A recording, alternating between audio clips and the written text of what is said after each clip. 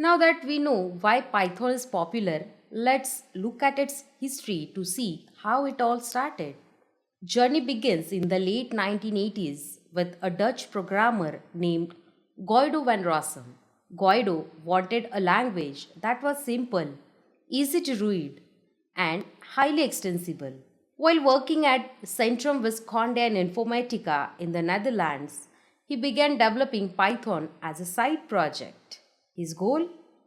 To develop a language that combined both object oriented and procedural programming approaches. Now, what is object oriented and procedural programming? That we will cover some other day. Python's first official release came in 1991 and it quickly caught the attention of programmers who appreciated its clean syntax and readability. But why is the programming language named Python?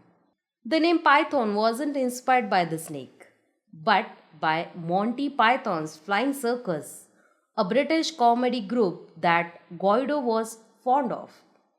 In the early days, Python was mainly used for scripting and automation. But as the language evolved, it became a favorite for web development, data analysis, artificial intelligence, and more.